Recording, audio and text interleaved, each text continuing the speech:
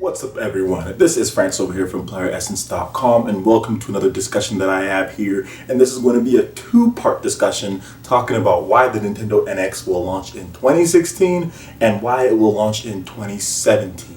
Now, just to give you guys a little bit of background on this video, this is not just coming from me making assumptions. I think there's a legitimate chance that the Nintendo NX will launch in 2016 based on recent comments and actions by Nintendo.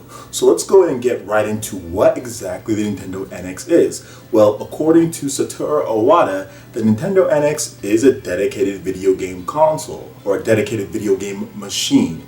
Now, that's all we heard about it when he first announced it back at the DNA press conference announcing Nintendo's going to mobile.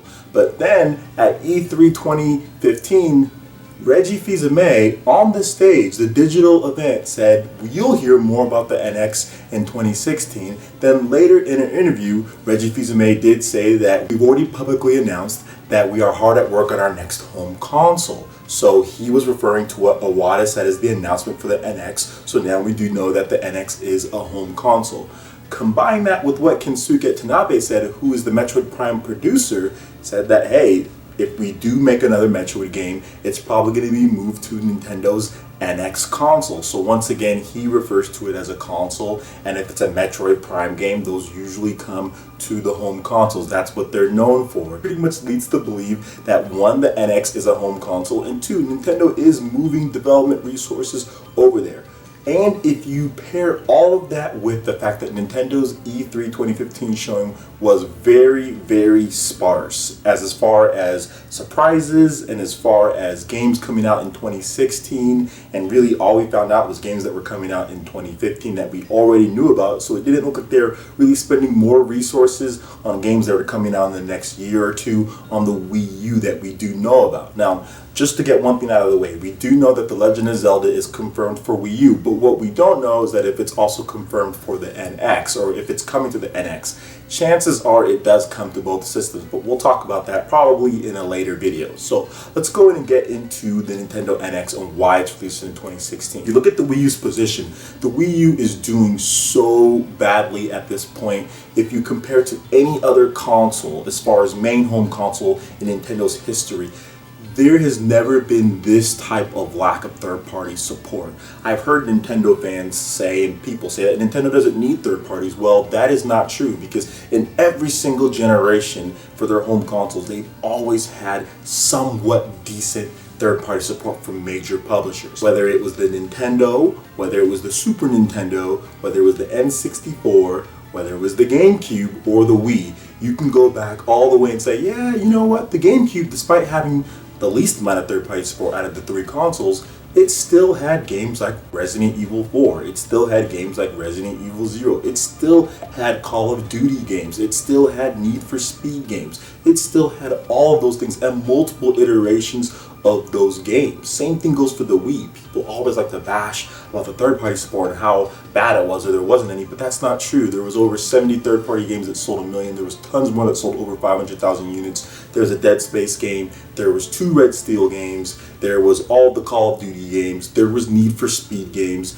There were all sorts of games. There was Resident Evil ports. There was Resident Evil light gun games. There were a ton of third-party games on the Wii, and believe it or not, that money, those royalties, Nintendo makes money off of each copy sold. That made Nintendo billions in the Wii era as far as making royalties off of shovelware and making royalties off of B and C tier games of main franchises like Resident Evil Umbrella Chronicles or something along that. So yeah, that's money that Nintendo wants and needs. Now you fast forward to this point, Nintendo has none of that. They're not getting Dead Space Extraction type of games. They're not getting ports of Dead Rising. They're not getting ports of Resident Evil games. They're not even getting the old ones that were on the previous systems as digital downloads. All they're really getting is indie titles, and they're getting first-party titles. From a business perspective, from Nintendo's perspective, you cannot continue on for the next 2 years. So we're talking the rest of this year, we're talking 2016, and we're talking leading up to 2017, so that would be 3 years. You cannot go 3 years without getting royalties from third-party developers and want to sustain a good console business, you need to have something that's out there that third-party developers are going to at least somewhat want to put something on. Now, I do think that a lot of projects that they've done as far as Nintendo games are being moved over just because, like I said, the sparseness and the lack of third-party support. Now, there could be some games that were going to come to the Wii U as far as from third-party developers, but Nintendo might have said, hey, we have this console that's going to be x86 and you can put your game out on there and it's going to be out soon. Wait till we release our NX at the end of next year and put your game on there for an easy port. So that's why I also think that there is really going to be the NX is coming in 2016, or why it could come, because I do think that this lack of third-party support is not only because they don't want to support the Wii U. I don't think that's the only thing, but Nintendo does have another console that they're going to release soon, and they're like, well, why release it on there when there's not really much momentum or install base for it when we can release it on the hype system that's probably going to launch with the Legend of Zelda game, or it's probably going to launch with the Metroid game, or launch and do a better job that uses an architecture that's going to be easier for us to port. So I do think that's another reason why. It's really based on what Nintendo said. Nintendo's been hinting at it, and I think that they are softening the blow for us to have a full reveal of the NX in 2016 and a release. Now, this goes in conjunction with what AMD said, I think last year, talking about, hey, there's going to be a reveal of an x86 console. It's coming in 2016. That's all we're going to say. But yeah, you're going to hear about it in 2016. I think if we were really going to hear about the innards of what this console was, they would have said, hey, you hear about it in 2017, not 2016. So I really think that there's going to be a fast turnaround for this console. And there's no point in Nintendo investing heavily into the Wii U where it's at this point, just because the business model, how it's set up, how the system is set up, it's really not going anywhere, and the market has rejected the tablet controller.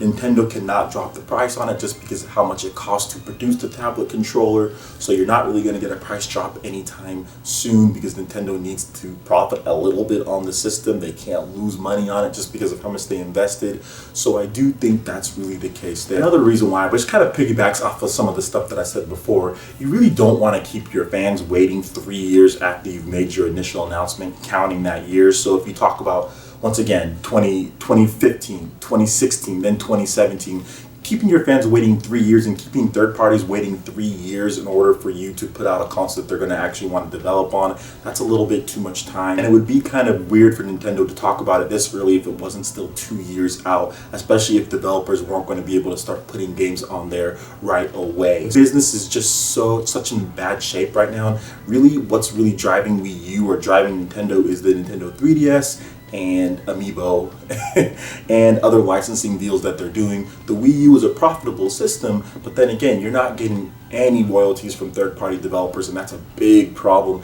in today's video game industry. It's a big problem even in the past. And if you look at the Nintendo 3DS, that system has had okay third-party support from Japanese developers, and it's doing much better. So Nintendo systems and even portables have always needed a good mix of first and third-party support to at least do decent.